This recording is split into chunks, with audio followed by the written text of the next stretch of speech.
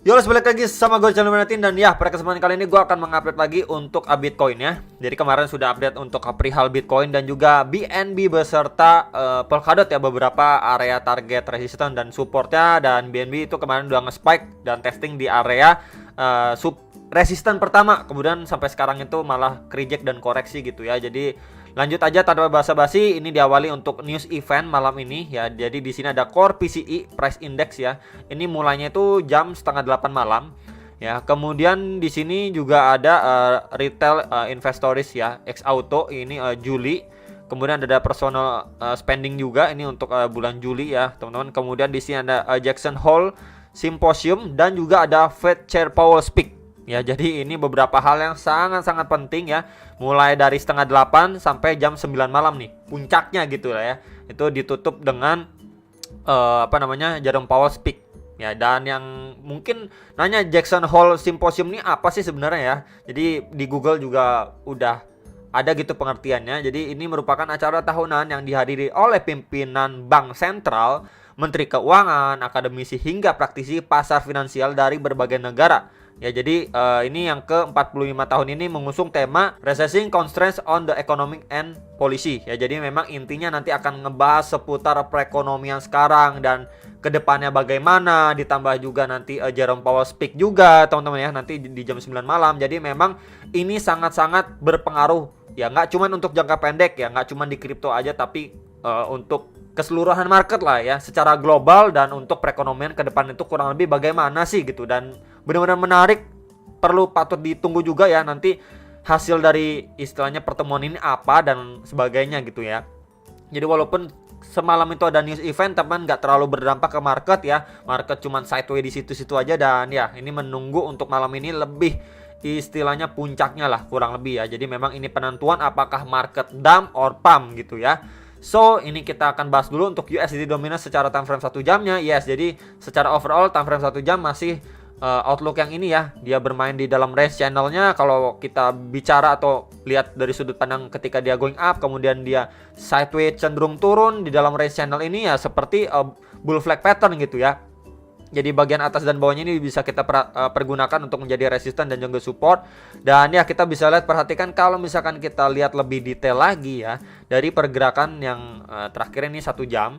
Ini bisa juga ditarik menjadi sebuah trendline resisten ya. Ini akan saya ganti dengan garis warna merah dan saya tebelin. Nah ya, di sini ya, trendline merah dan support ya, ini seperti falling wedge pattern. Akhirnya dia mampu breakout ya. Dan ya, sekarang ini ya posisinya ketika dia breakout nih, dia lagi ngetes nih di area resisten ini nih. Nah, di sini teman-teman. Nah, tuh. Ya, jadi kalau misalkan let's say dari area sini benar-benar dia ke reject, ya potensi dia akan koreksi dulu, ngetes terhadap EMA 21 dan 34 nih, garis warna biru dan kuning ini terlebih dahulu. Sebelum nanti kita bisa lihat apakah dia mengalami pemantulan lagi atau malah dia terbreakdown, ngetes lagi di trendline support bawah ini di sekitaran 6,4%. Ya, jadi palingan itu dulu yang diperhatikan untuk support dan juga resistennya.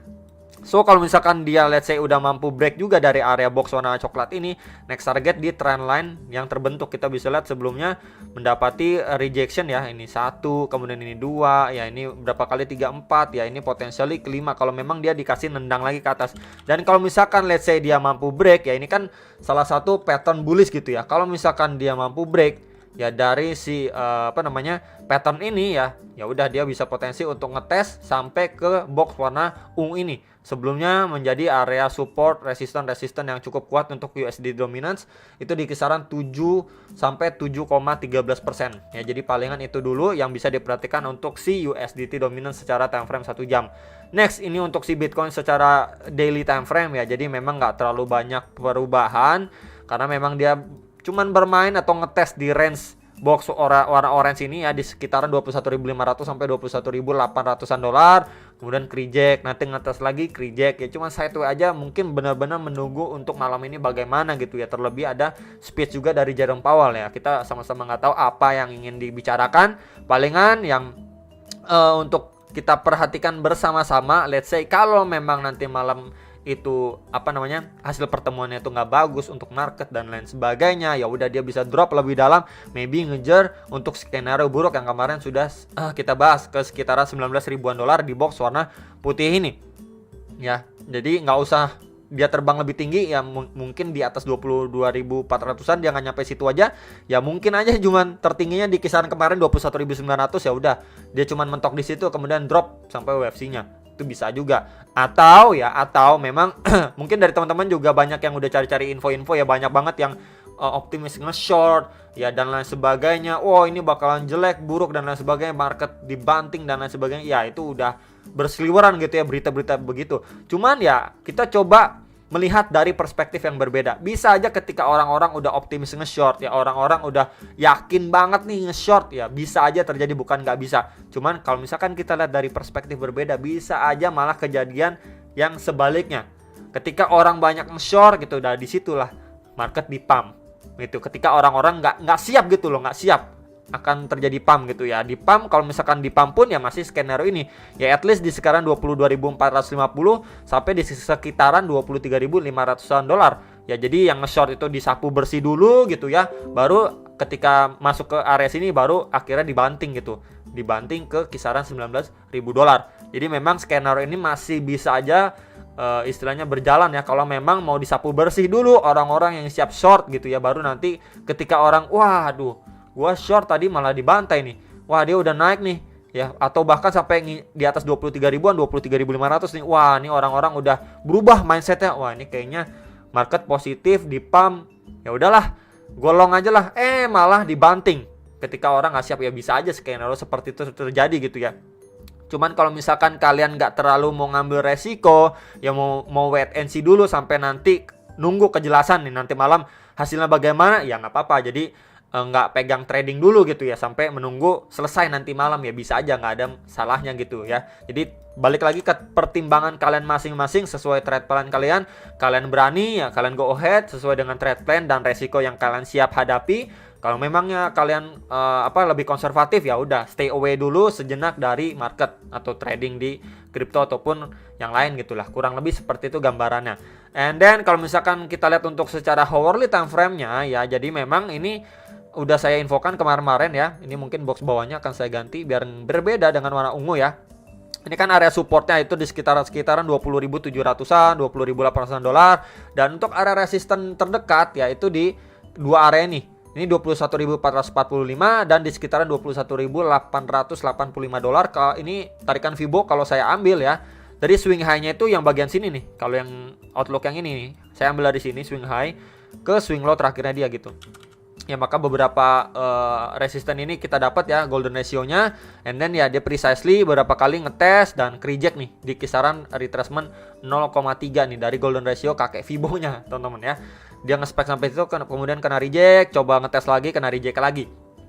Dan sekarang ini posisinya ya walaupun dia sempat tertahan di area 21.400-an dan akhirnya ini sekarang ini jebol. Ya, tentunya untuk skenario buruknya perlu sekali diperhatikan dan diwaspadai. Bisa aja ketika dia breakdown seperti ini, dia naik dulu yang ngetes terhadap EMA 21 dan 34 ya, sebelum dia melanjutkan penurunannya, at least ngetes di area sebelumnya nih. Mungkin akan saya tandain sedikit ya, bisa aja di kisaran sini ya. Itu di sekitaran 21.150 sampai 21.200 dolar. Ini dia bisa aja ngetes ke kisaran area sini untuk menjadi next target. Ya, jadi ketika dia udah breakdown, dia naik untuk retest doang sebelum melanjutkan penurunannya kembali. Nah, cuman tetap aja berhati-hati karena di market yang volatile menjelang nanti malam bisa aja gocekan itu parah atau maut banget gocekannya. Oke, ketika dikira kayaknya ini naik dikit perlahan, kayaknya dia cuma mau retest kemudian drop. Oke, siap melakukan short di sini gitu ya. Malah sama bandarnya di push naik ke atas dulu sampai 21.800 atau bahkan dilewatin ini sedikit di kisaran 22.000 dolar gitu ya, buat kenain stop loss atau bahkan nge-liquidin orang-orang gitu ya. Tentunya selalu berhati-hati untuk menjelang nanti malam, market akan sangat-sangat volatile menurut saya pribadi. Dan skenario-nya bisa seperti yang tadi ya saya sampaikan, bisa aja kemarin itu kenaikan maksimal kemudian dibanting ya sesuai keinginan banyak orang atau sesuai prediksi analisa orang kebanyakan, market akan terjun bebas. Atau malah ya at the same time ketika orang-orang belum siap, market akan drop lebih dalam, ini malah dinaikkan dulu baru nanti dibanting pada akhirnya. Ya, jadi palingan itu aja pertimbangan yang mungkin bisa kalian ukur ya dengan resiko kalian dan trading plan kalian masing-masing. Tentunya analisa kembali sebelum make decision atas transaksi kalian masing-masing. Dan sampai jumpa untuk ke next video. Salam profit.